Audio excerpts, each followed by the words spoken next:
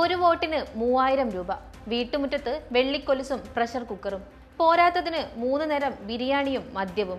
ഇത് ഏതെങ്കിലും ലോട്ടറി അടിച്ച ട്രീറ്റിന്റെ കഥയല്ല. നമ്മുടെ തൊട്ടടുത്ത സംസ്ഥാനമായ തമിഴ്നാട്ടിൽ ഒരു തെരഞ്ഞെടുപ്പ് കാലത്ത് നടക്കുന്ന യാഥാർത്ഥ്യമാണ്. ജനാധിപത്യം പണക്കൊഴുപ്പിന്റെ ഉത്സവമായി മാറുന്നതും അല്പനേരത്തേക്ക് വോട്ടറെ രാജാവാക്കുന്ന തമിഴ്നാട്ടിലെ തെരഞ്ഞെടുപ്പ് വിശേഷങ്ങളും അറിയാം.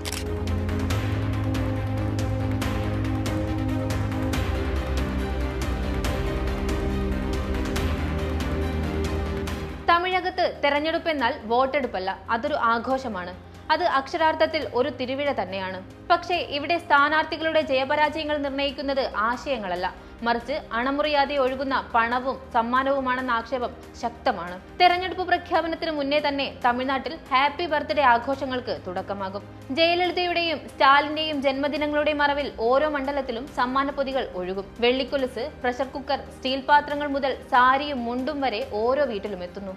3000 മുതൽ 5000 രൂപ വരെ വിലമതിക്കുന്ന ഈ ഗിഫ്റ്റ് പാക്കുകൾ ടെമ്പോ വാനുകളിലും ഗുഡ്സ് ഓട്ടോകളിലുമായി വീട്ടുപടിക്കൽ നേരിട്ടെത്തിക്കും.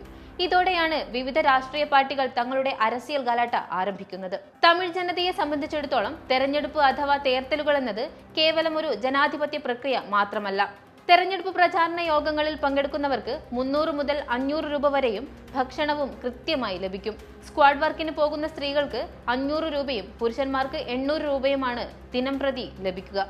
ഇതിനു പുറമെ 3 നേരത്തെ ഭക്ഷണവും വൈകുന്നേരങ്ങളിൽ മദ്യവും ഉറപ്പാക്കും. സ്ഥാനാർത്ഥികളെ ആരതി ഒഴിഞ്ഞ് സ്വീകരിക്കുന്ന സ്ത്രീകൾക്ക് നൽകുന്ന കൂലി 200 രൂപയാണ്. വോട്ടെടുപ്പിന് തൊട്ടടുത്ത ദിവസങ്ങളിൽ ഓരോ വീട്ടിലെയും വോട്ടർമാരുടെ എണ്ണം കണക്കാക്കി കവറിലാക്കിയ പണം ബൂത്ത് ഏജന്റുമാരാണ് നേരിട്ടെത്തിക്കുക. വോട്ടിന് 500 മുതൽ 3000 രൂപ വരെയാണ് നിലവിലെ നിരക്ക്. DMK, അണ്ണാ DMK തുടങ്ങിയ പ്രധാന കക്ഷികളെല്ലാം ഈ അദൃശ്യമായ വിതരണ ശൃംഖലയിൽ ഒരുപോലെ സജീവമാണ്. പണവും സമ്മാനവും ലഭിക്കാത്തവർ പാർട്ടി ഓഫീസുകളിലെത്തി പരാതി പറയുന്നതും തമിഴ്നാട്ടിലെ പതിവ് കാഴ്ചയാണ്. ഒരു മണ്ഡലത്തിൽ പ്രധാന സ്ഥാനാർത്ഥികൾ 25 കോടി മുതൽ 100 കോടി രൂപ വരെയാണ് തെരഞ്ഞെടുപ്പിന് ചെലവായി മാത്രം മാറ്റിവെക്കുന്നത്.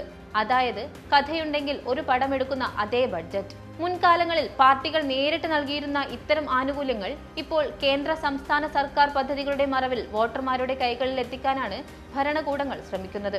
തെരഞ്ഞെടുപ്പ് കാലം അടുക്കുമ്പോൾ ജനാധിപത്യ പ്രക്രിയയിൽ വിള്ളൽ വീഴ്ത്തുന്ന തരത്തിൽ നടക്കുന്ന ഇത്തരം സ്നേഹപ്രകടനങ്ങളുടെ കാര്യത്തിൽ നടപടിയെടുക്കാത്ത തെരഞ്ഞെടുപ്പ് കമ്മീഷൻ സത്യത്തിൽ നോക്കുകുത്തി തന്നെയല്ലേ?